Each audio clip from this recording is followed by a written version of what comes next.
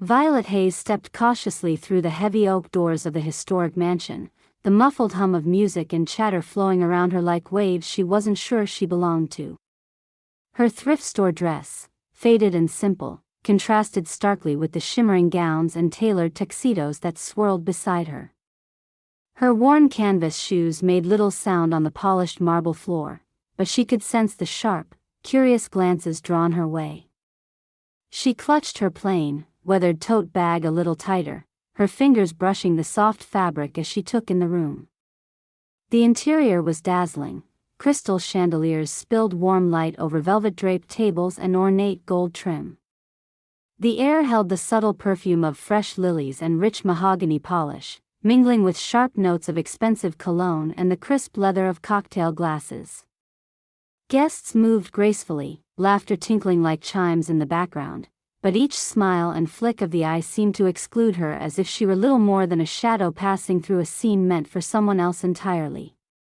At the entrance, Clarissa Davenport observed Violet with calculated scrutiny. Her arched eyebrow pierced quietly through the crowd, taking in the scuffed shoes, the simple tote, the loose shoulders and tentative posture of the woman who dared to walk unannounced into this elite gathering. Clarissa's lips pressed into a thin line, her gaze sharp as a knife, silently questioning every detail. Nearby, a group of women in sequined gowns exchanged hushed insults with veiled laughter. "Look at her, does she even belong here?" one whispered loudly, eliciting a ripple of amused agreement. "Probably one of the cleaning staff," another murmured, eyes darting toward Violet with a flicker of contempt.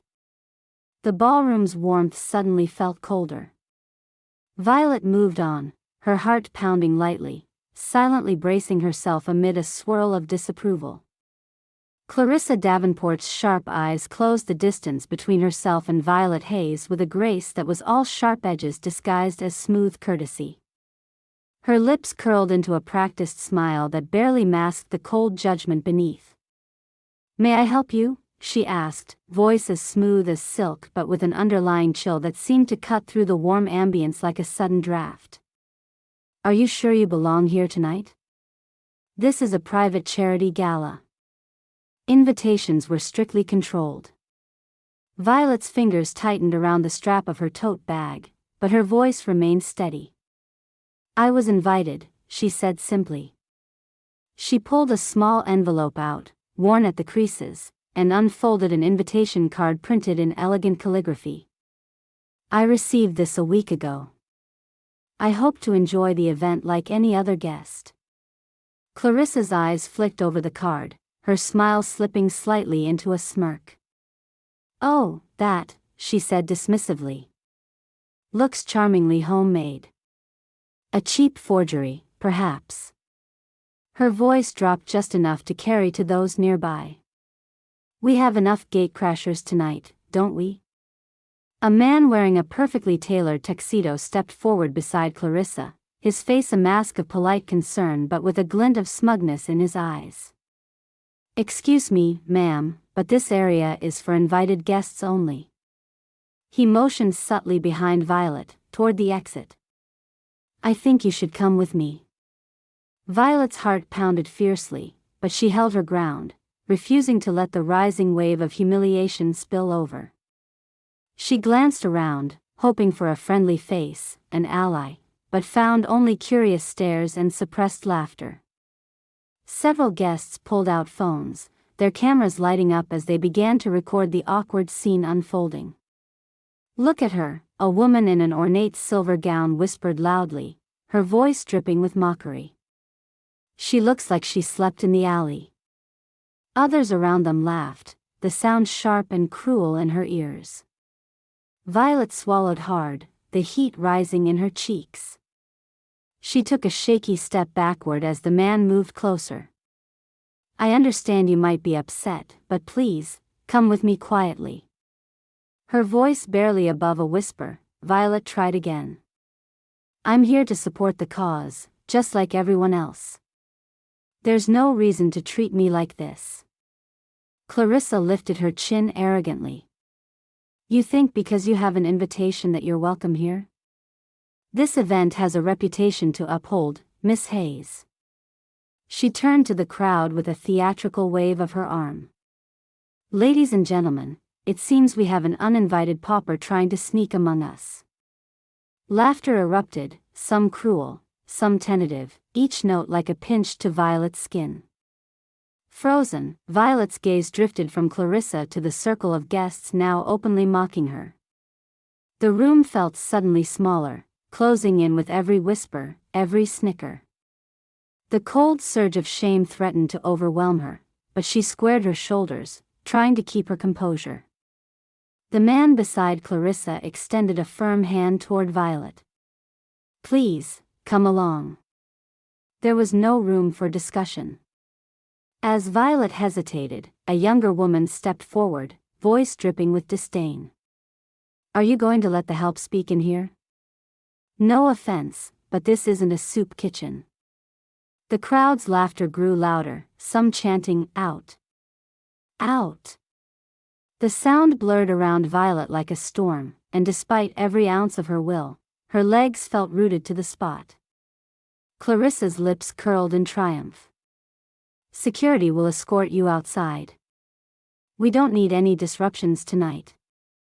The man gently but insistently took Violet's arm, steering her toward the grand entrance. Heads turned as she passed, some feigning polite interest, others barely concealing their scorn. Violet's breaths came short and uneven, her skin prickling with a mixture of anger and hurt. No one stepped forward to object or offer comfort. The rich laughter and the click of heels on marble followed her out like a chorus of judgment. Outside, the cool night air hit her face, sharp and bracing. She paused on the steps, glancing back at the shimmering house where the gala continued without her. Through the glass doors, she caught a fleeting shadow of Clarissa's triumphant smile. For a moment, the garden was silent except for the faint rustle of leaves in the breeze and the distant murmur of music. Violet's lips pressed into a thin line as she fought back the flush of humiliation. She knew the room had seen everything. She had become the punchline. Steeling herself, she turned down the steps and into the quiet street, the invitation still clutched tightly in one hand. Her mind raced, but she would not let this be the end of her story. Back inside the grand mansion, the gala resumed its glittering pace, the moment of disruption fading like a brief shadow. Clarissa Davenport settled into a plush velvet chair near the ornate fireplace, a self-satisfied smile playing across her lips.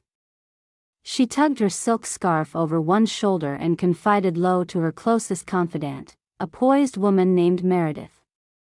"You have to understand, Meredith," Clarissa said in a hushed tone, eyes gleaming with a conviction that bordered on fanaticism. "This event thrives on exclusivity. It's a delicate ecosystem built on polished perfection, the right pedigree, and impeccable presentation.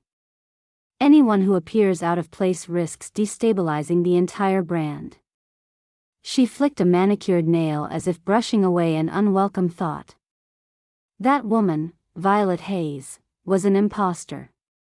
A threat to the image we cultivate here. Meredith nodded, sipping her champagne delicately. "Some might say you handled it quite well." Clarissa's smile deepened. "Of course.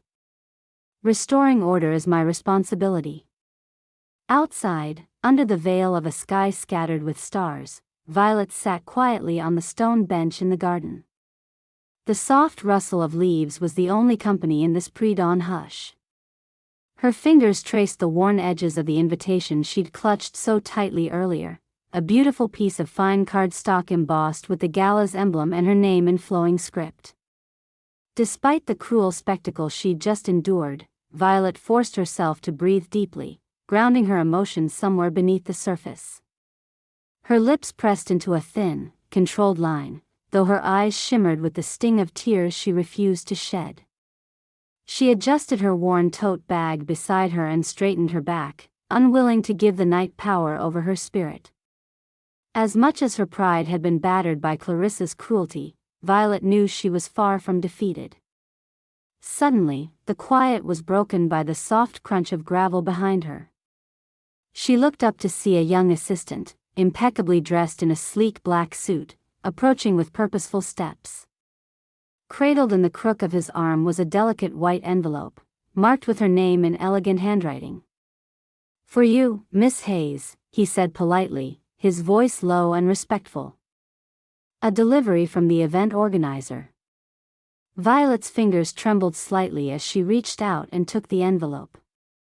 Before she could ask questions, a sleek, black luxury car pulled into the circular driveway, a uniformed chauffeur standing at the ready. The assistant nodded to the driver, who immediately opened the rear door. With curiosity awakening amidst the residual hurt, Violet broke the seal on the envelope.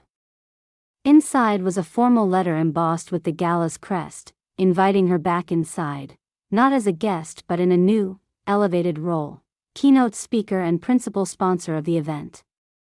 Her breath caught. The letter detailed her philanthropy's pivotal role in the charity's mission, highlighting her contribution as essential to its success. It announced she would address the attendees within the hour about the impact of the foundation's work. A ripple of murmurs began near the mansion's entrance as one of the staff discreetly made the announcement, and whispers of her importance spread quickly. Guests who had moments ago laughed and scorned were now casting startled, uncertain glances in her direction. Inside, Clarissa's confident facade wavered as a nearby colleague whispered the news to her. Her smile faltered, her eyelids blinked rapidly, trying to maintain control. The party's mood shifted from lighthearted to tense in moments, the laughter giving way to curious silence. Violet allowed herself a small, steadying inhale before rising from the bench. Resolving to reclaim her dignity and her place, she tucked the letter safely into her bag and glanced once more at the glow of the mansion's windows before heading inside, the evening poised to change forever. The grand doors of the mansion swung open as Violet Hayes stepped back into the ballroom, but this time her entrance commanded attention. The room that had moments ago been full of soft whispers and uneasy glances fell into a sudden, heavy silence. Crystal chandeliers reflected the warm light onto her simple dress, which now seemed less a mark of poverty and more a symbol of unassailable grace. The worn shoes she wore clicked softly against the marble floor, her presence no longer overlooked but impossible to ignore. Clarissa Davenport, standing by the central staircase, felt her breath catch in her throat. Her perfectly composed smile faltered as she stared at Violet's calm, assured gaze. The very woman she had dismissed and humiliated now carried herself with a quiet power that unsettled the host deeply. Clarissa's eyes darted awkwardly to the crowd as murmurs filled the air. "Isn't that Violet Hayes, the philanthropist?" At that moment, the event's master of ceremonies took the microphone, his voice clear and commanding. "Ladies and gentlemen, it is with great honor that we welcome our keynote speaker and principal sponsor, Ms. Violet Hayes." Applause swelled as Violet moved forward, stepping gracefully to the podium set against a backdrop of shimmering curtains. Phones emerged, capturing every moment as gasps rippled through the crowd. Guests who had earlier smirked or whispered scorn found themselves scrambling to mask their surprise, some offering sheepish apologies, others averting their eyes. A cluster of women who had mocked Violet near the door now exchanged embarrassed glances, faces flushed with shame. Violet smiled gently, her voice steady and clear as she addressed the room. "Thank you all for the warm welcome and for supporting a cause so close to my heart." Her hands rested lightly on the podium. "You might wonder why someone dressed simply would stand before you surrounded by such opulence. I choose to dress this way not out of necessity, but as a personal vow, a reminder that true value isn't measured by what we wear, but by the actions we take and the compassion we show." Her eyes scanned the audience, inviting reflection. Tonight is a celebration of generosity and change. It's about the impact we make together, not appearances or status. The contrast to the earlier atmosphere was stark. Where once had been judgment and exclusion, now there was respect, even admiration. Violet recounted her journey from modest beginnings to becoming a leading voice in philanthropy and investment. But she spoke not to boast, rather to inspire the guests to see beyond superficial facades. Clarissa, standing near the edge of the room, felt her cheeks burn with humiliation, the sting of her earlier cruelty now a bitter lesson written in the approving gazes around her. Her posture tightened, but she said nothing, knowing any remark would only deepen the wound inflicted by the woman she had so readily dismissed. Amid the crowd, a handful of guests who had participated in mocking Violet now approached hesitantly, offering quiet apologies and awkward handshakes. Violet met their gestures with quiet dignity. There was no gloating in her smile, but an unmistakable strength that demanded recognition. The evening continued with renewed energy and purpose. Violet's presence reshaped the very atmosphere of the gala, reminding those present that true worth is never defined by wealth or appearance alone, but by character and grace in the face of adversity. As she stepped down from the podium, the crowd's applause echoed like a triumphant proclamation of inclusion and respect. And through it all, Violet remained a poised force, a humble woman whose values quietly dismantled the walls of snobbery that had once surrounded her, leaving a lasting impression on everyone fortunate enough to witness her courage and wisdom. The room's energy shifted palpably after Violet's speech. A weight previously borne by quiet judgment now lifted, replaced by a growing appreciation for the woman who had so gracefully reclaimed her space. Yet, amidst the applause and renewed warmth, all eyes slowly began to pinpoint the source of the earlier hostility. Their gazes hardened as they found Clarissa Davenport standing near the edge of the room, her composure wavering under the scrutiny. Violet's husband, Daniel Hayes, a tall man with an air of quiet authority, stepped forward from a corner where he had been observing. His expression was firm yet controlled, and when he spoke, his voice carried unmistakable resolve. "Clarissa, your behavior this evening was unacceptable. This event is meant to celebrate unity and generosity, not exclusion and humiliation." The room hushed to a tense silence. Guests exchanged glances, some nodding in agreement. Daniel continued evenly, "In light of this, your role as host will be terminated effective immediately. We will be rescheduling the event to restore the dignity that was compromised." Clarissa's lips thinned, and her cheeks flushed a deep shade of red. She opened her mouth as if to protest, but no words emerged. The room's collective gaze was unrelenting, and she stepped back quietly, the announcement marking a clear and public rebuke. The atmosphere rippled with whispered commentary as guests turned their attention away from Clarissa.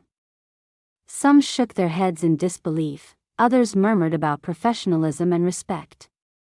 The sharp reversal of fortune was palpable. Where once Clarissa commanded polished authority, she now dwelled in isolated disgrace. As the gala resumed under Violet's growing influence, the fallout was swift and expansive. Social media buzzed with videos and posts capturing the earlier confrontation, with many condemning Clarissa's conduct and praising Violet's grace and strength. Articles flooded online platforms, analyzing the incident and highlighting broader issues of elitism and prejudice in high society events. Rumors circulated that Clarissa was being offered professional training in inclusivity and public relations, an attempt to rehabilitate her image, though few believed such efforts would fully erase the stain of the night's events. Invitations from former social circles quietly ceased, and Clarissa found herself increasingly sidelined. Days later, fate orchestrated an unexpected meeting. Clarissa and Violet crossed paths in a quiet hallway of a prestigious business center where both happened to attend separate events. Clarissa's eyes flickered with unease as she approached, hesitating before speaking. "Ms. Hayes, I want to apologize sincerely for my actions that night. I hope you can forgive my ignorance." Violet regarded her calmly, the earlier storm of emotions replaced by measured forgiveness. She extended a hand, her smile soft but knowing. "Clarissa, the important thing is that we learn and grow. Thank you for your apology." I believe everyone deserves a chance to change." The encounter was brief but significant, an unspoken acknowledgement of past wrongs and the possibility of progress. Violet's grace and forgiveness left a lasting impression that lingered well beyond their brief exchange. Later, as Violet exited a conference center, her silhouette framed against the setting sun, she moved with quiet strength and unshakable dignity. Around her, a small crowd paused, breath drawn in stunned silence, watching as she disappeared into the evening, a symbol of resilience and change. The gala, and the world around it, would never be quite the same. Violet's presence and example had disrupted a long-standing culture of exclusion and arrogance, planting seeds of empathy and respect that promised a more inclusive future. The mansion's lofty halls, once echoing with whispered scorn, now carried the memory of a woman who confronted cruelty not with vengeance, but with strength, grace, and unwavering resolve.